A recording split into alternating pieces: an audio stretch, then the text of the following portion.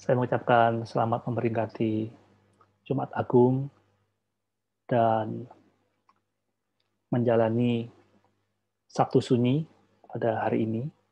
Selamat datang buat teman-teman yang hadir di MCF pada edisi 3 April 2021.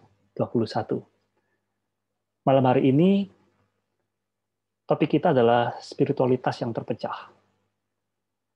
Dan saya menawarkan beberapa poin dari perenungan saya.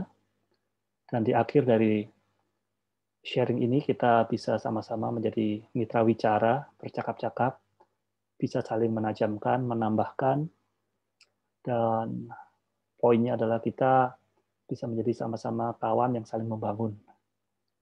Baik teman-teman, saya akan mulai dari satu kisah ya, dari seorang yang bernama Elina. Tentunya bukan nama sebenarnya ya. Cintanya kepada Tuhan tampak dari kasihnya kepada sesama. Wanita cantik itu tidak bisa melihat orang lain hidup dalam kesulitan. Dia suka memberi pertolongan. Dalam banyak kesempatan, Elina juga membantu mereka yang terhimpit dalam masalah ekonomi, termasuk menyekolahkan anak-anak orang lain hingga ke jenjang perguruan tinggi. Ia membuka rumahnya untuk persekutuan doa dan pendalaman Alkitab secara rutin. Wanita yang lama tinggal di ibu kota itu rajin beribadah ke gereja. Hampir tidak pernah absen datang ke rumah Tuhan setiap minggu.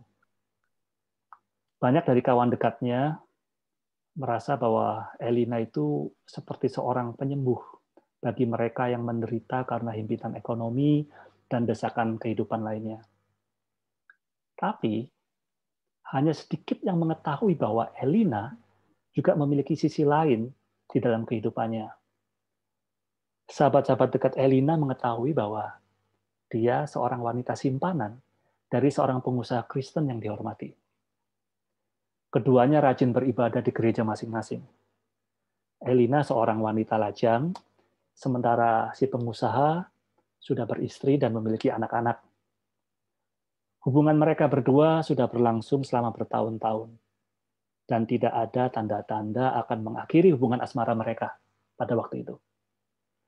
Elina dan kekasihnya sudah terlibat terlalu dalam pada jalinan cinta yang tak semestinya. Nah, kawan-kawan, kisah Elina ini hanya satu dari sekian banyak narasi yang serupa, yang mirip, yang terjadi di antara umat Kristiani di Indonesia. Di satu sisi, seorang Kristen bisa tampak begitu mencintai Allah, dan itu ditunjukkan dengan aktivitas dalam giat pelayanan dan acara-acara di gereja. Tapi di sisi lain, ia tidak mampu keluar dari jerat dosa yang begitu memikat. Spiritualitasnya terpecah. Seorang yang tampak mengasihi Tuhan dan aktif bergereja, bahkan melayani Allah, di saat yang sama juga melakukan praktik kehidupan yang berlawanan dengan etika Kristiani. Dunia Injili di Amerika Serikat pernah dikejutkan ketika figur-figur penginjil besar yang sering muncul di televisi belakangan diketahui melakukan tindak asusila. Pula di Indonesia, publik sempat dikejutkan dengan seorang pejabat negara yang beragama Kristen ditahan KPK karena diduga melakukan tindak pidana korupsi. Mengapa realitas ini bisa terjadi? Mengapa spiritualitas kita terpecah? Sehingga ada jarak antara gambaran ideal seorang yang beriman dengan praktik hidupnya. Yang pasti, tidak seperti apa yang dikatakan oleh Sokrates bahwa orang berbuat kejahatan karena tidak tahu apa yang benar. Bukan. Spiritualitas yang pecah tidak terjadi karena seseorang tidak mengetahui apa yang benar atau karena dia tidak mengenal sabda Tuhan. Tidak pula karena kurang bersekutu dengan Tuhan. Di antara mereka yang diduga memiliki keterpecahan spiritualitas adalah orang-orang yang rajin beribadah. memiliki saat teduh secara rutin, memahami doktrin Kristen, bahkan mengajarkannya. Keterpecahan spiritualitas ini juga bukan hasil dari memiliki standar ganda, tetapi lebih kepada ketidakmampuan mengendalikan hasrat di dalam diri yang sudah dicemari oleh dosa. Di dalam pemikiran Yunani kuno, jiwa manusia terdiri dari 3 aspek, yaitu hasrat dari perut ke bawah yang biasa dikenal sebagai epitumia, yang meliputi nafsu makan, minum, seks. Lalu yang kedua, hasrat yang ada di dada atau tumos, yang meliputi pengakuan atau harga diri. Dan yang ketiga, ratio atau logistikon, yaitu akal budi. Setiap orang dituntut untuk mampu menggunakan akal budinya secara maksimal demi mengelola kedua bagian yang lain secara proporsional dan normal. Contohnya, hasrat untuk makan dan minum adalah sesuatu yang alamiah, tetapi bisa mengakibatkan timbulnya berbagai macam penyakit kalau hasrat itu tidak dikontrol. Orang yang nggak bisa mengendalikan nafsu makannya atau rakus memiliki potensi atau risiko membahayakan tubuhnya sendiri, yaitu timbulnya berbagai macam penyakit. Nah, kitab suci menyebut nafsu-nafsu semacam itu sebagai keinginan daging, seperti yang ditulis di dalam Galatia 5 ayat 19-21. Ketidakmampuan manusia mengelola hasrat dari kedua aspek jiwa itu akan membuatnya dikuasai gejolak nafsu, hingga pada akhirnya terjebak mengejar kepuasan duniawi yang tiada habisnya. Dalam kehidupan Kristen, setiap pengikut Kristus diperhadapkan beragam tawaran dan godaan yang memicu hasrat, epitumia, dan tumosnya, yang menuntut pemuasan di luar batas kewajaran. Tentu, situasi ini tidak selalu mudah dihadapi. Terlebih seseorang dengan struktur jiwa tertentu yang secara psikologis mendorongnya melakukan dosa tertentu juga. Paulus mengatakan, sebab di dalam batinku, aku suka akan hukum Allah.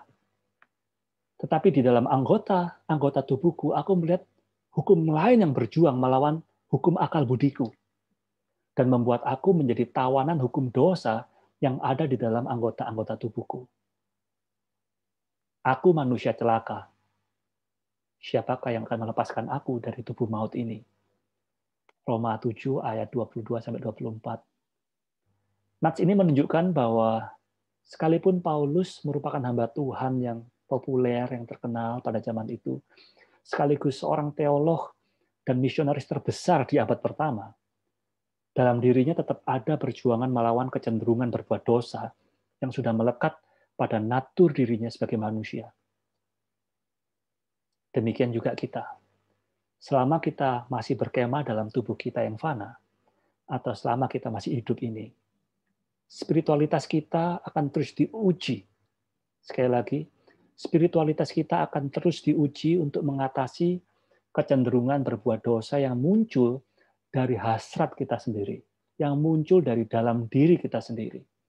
Seperti yang ditulis oleh Yakobus di pasal yang pertama ayat 13-14. Sekali lagi, tentu ini bukan perkara mudah atau susah, melainkan perjuangan. Ketika kita menyerah pada hasrat berdosa kita sendiri, maka kita bisa saja terjebak pada kondisi spiritualitas yang terpecah, yaitu keadaan di mana kita menghidupi kerohanian yang tampaknya baik, namun di saat yang sama juga kita menikmati dosa-dosa lama kita tanpa ada upaya mengatasinya. Leon Festinger dalam bukunya A Theory of Cognitive Dissonance menyebut situasi semacam ini sebagai disonansi kognitif, yaitu konflik di dalam diri seseorang ketika perilakunya berbeda dengan pandangan dunia yang dia pegang. Perilakunya berbeda dengan iman yang muncul dari pendengaran akan firman Kristus yang dia seringkali dengar dari khotbah-khotbah yang ada di gereja atau di persekutuan. bertolak belakang. Dan disonansi kognitif ini menjelaskan keadaan batin di mana orang memegang dua pandangan yang saling bertentangan satu sama lain. Yang di dalam lensa iman Kristen, saya sebut sebagai spiritualitas yang terpecah. Ketika seseorang mengalami gejala spiritualitas yang terpecah, mungkin saja dia mengingkarinya, menyangkali, lalu mulai mencari pembenaran dan berkompromi dengan dosa-dosa yang dia lakukan. Apa akar dari spiritualitas yang terpecah ini? Tentu ini terbuka ya pertanyaannya bagi kita semua untuk mendalami, baik itu merenungkan maupun mencari secara objektif atau empiris. Tetapi sedikitnya ada 3 hal yang saya temukan dan saya tawarkan untuk kita sama-sama renungkan pada malam hari ini. Tidak bersifat konklusif, tapi semoga bisa memicu percakapan kita lebih lanjut. Akar dari spiritualitas yang terpecah sedikitnya ada 3. Yang pertama adalah natur dosa. Kita disebut berdosa bukan karena kita sudah berbuat dosa, namun secara alamiah kita memang dikandung dan terlahir di dalam keberdosaan. Mazmur 51 ayat yang kelima. Kitab suci mengatakan bahwa manusia sudah jatuh ke dalam dosa. Bapak gereja bernama Agustinus atau Santo Agustinus menyebut kondisi ini sebagai dosa asali, original sin. Yaitu keadaan bahwa setiap orang dilahirkan dalam keadaan berdosa. Dan natur dosa ini atau sifat alamiah keberdosaan ini mencondongkan hati kita, mencondongkan hati manusia untuk berbuat kejahatan. Seperti yang tertulis di dalam Kejadian 6 ayat yang kelima. Ketika dilihat Tuhan bahwa kejahatan manusia besar di bumi dan bahwa segala kecenderungan hatinya selalu membuahkan kejahatan semata-mata. Ini menunjukkan bahwa ketika kejatuhan Adam dan Hawa dalam dosa, maka seluruh keturunannya sejak dalam kandungan, ketika dia bahkan masih bayi, sudah memiliki original sin atau sinful nature ini. Yeremia menambahkan bahwa manusia itu pintar untuk berbuat jahat, tetapi untuk berbuat baik mereka tidak tahu. Yeremia 4 ayat 22. Kita bisa bandingkan di Roma 3 ayat 10 sampai 20 ya, bahwa tidak ada seorang pun yang benar. Seorang pun tidak. Efesus 2 ayat 1 sampai 3 ya. Paulus mengatakan bahwa kita ini sudah mati. Bukan sakit ya, tapi mati oleh karena dosa-dosa kita. Dan itu diulang oleh Paulus 2 kali di pasal yang sama. Menunjukkan bahwa kondisi manusia sedemikian parahnya dan hampir-hampir tidak ada solusi. Kita orang yang berdosa. Paulus mengatakan kita mati. Ya kita bersyukur ada Tuhan Yesus sehingga kita masih memiliki pengharapan untuk bisa terbebas dari sinful nature ini. Kita ditolong oleh Tuhan, oleh Kristus sendiri untuk bisa mengatasi natur dosa kita. Natur dosa inilah yang membuat kita cenderung memilih hal-hal yang secara jelas tidak selaras dengan nasihat sabda Tuhan. Itu yang pertama. Yang kedua, akarnya adalah ketidakmampuan mengatasi tekanan hidup. Jadi spiritualitas yang terpecah bisa terjadi karena seseorang tidak mampu mengatasi tekanan hidup. Ini biasanya terjadi ketika orang harus membuat keputusan bijak dalam tekanan hidup yang berat. Jadi tidak mampu membuat keputusan yang bijak di dalam tekanan. Sehingga keputusannya itu bertentangan dengan ajaran sabda Tuhan yang menjadi prinsip hidupnya selama ini. Hikmat Alkitab dan khotbah-khotbah yang dia dengar tidak bertumbuh karena kekhawatiran akan hal-hal duniawi mengacaukan hatinya. Matius 13 ayat 22 ya. Benih itu tertaburkan. Tetapi karena himpitan daripada kekhawatiran akan dunia ini membuat benih firman itu tidak bisa tumbuh dengan baik. Akhirnya seseorang yang terhimpit seperti ini dia terjebak dalam menjalani keadaan yang tidak selaras dengan nilai Kristiani yang menjadi pandangan hidupnya. Ini bisa mencakup banyak hal. Bisa mencakup banyak aspek seperti aspek pekerjaan, keuangan, seksualitas, pelayanan, sampai dengan pernikahan. Oleh sebab itu, di waktu-waktu yang lalu, ada kisah-kisah di mana teman-teman saya sendiri yang aktif bergereja, aktif melayani, tetapi di luar gereja, di luar gedung gereja, mereka tidak memiliki satu kesaksian hidup yang baik, ya, sampai ada yang harus dipenjara karena kasus penipuan kalau nggak salah waktu itu, dan lain sebagainya. Tentu sesi ini bukanlah sesi untuk menghakimi, bukan, sama sekali tidak, karena kita semua orang yang sedang belajar, bahkan saya sendiri pun juga sedang belajar sama seperti teman-teman milenial yang saat ini hadir. Tetapi ketidakmampuan mengatasi tekanan hidup, menurut saya adalah salah satu pemicu dari orang bisa mengalami satu spiritualitas yang terpecah. Itu yang kedua. Yang ketiga, yang terakhir, spiritualitas terpecah karena struktur jiwa seseorang. Apa itu struktur jiwa? Jadi manusia ini memiliki life structure atau komponen-komponen di dalam jiwanya.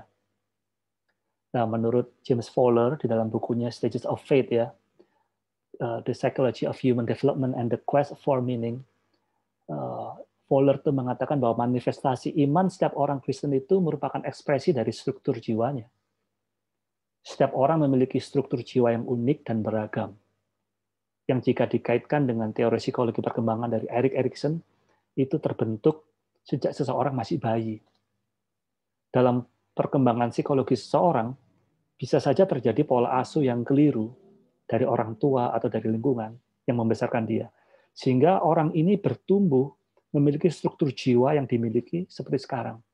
Sehingga iman yang timbul dari pendengaran akan firman, itu kan tidak masuk di dalam ruang kosong.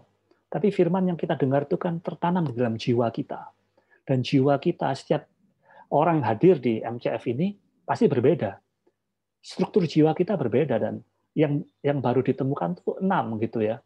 Ada moral, ada psikososial, psikoseksual, ada needs atau kebutuhan, ada spirit juga, dan ada kognitifnya. Jadi struktur jiwa seseorang ini bertumbuh ketika dia sejak kecil sampai besar gitu. Dan masing-masing kita memiliki struktur jiwa yang berbeda. Contohnya, orang yang lahir dan dibesarkan oleh orang tua yang suka bertengkar. Lalu sang ayah itu suka mukulin si ibunya di depan si anak gitu ya, ada kekerasan dalam rumah tangga gitu ya. Jadi anak ini tumbuh melihat KDRT yang ya sehari-hari itu buat dia biasa. Mungkin saja anak-anak seperti ini akan tumbuh menjadi anak dengan struktur jiwa yang menganggap memukul pasangan itu adalah hal yang wajar. Padahal KDRT tidak sejalan dengan etika Kristiani dan berlawanan dengan hukum yang berlaku di Republik ini. Spiritualitas yang terpecah bukan hal yang sederhana. Situasi ini perlu sungguh disadari dan perlu diakui, serta perlu mendapat penanganan yang serius. Gejala spiritualitas yang terpecah tak terlepas dari struktur jiwa seseorang. Kisah Elina mungkin membuat kita prihatin. Namun kita perlu ingat bahwa natur dosa yang ada pada diri Elina juga ada pada diri kita. Sehingga kita pun bisa saja terjebak dalam keterpecahan spiritualitas sedemikian jika kita tidak waspada dan lengah. Maka, dalam situasi ini, mengakui kelemahan kita di hadapan Tuhan merupakan langkah awal yang bijak. Yang pertama ya, mengakui kelemahan kita di hadapan Tuhan, itu adalah langkah awal yang bijak. Kalau seumpama malam ini kita, ya di dalam perenungan ini kita merasa bahwa, wah, itu saya gitu. Saya kayaknya memiliki spiritualitas yang terpecah ini. Di satu sisi aktif melayani, bahkan tidak pernah absen dalam giat di gereja, tetapi secara sadar hati nurani kita berbicara, aku masih melakukan hal yang semestinya tidak disukai oleh Tuhan, gitu, atau berlawanan dengan etika Kristiani.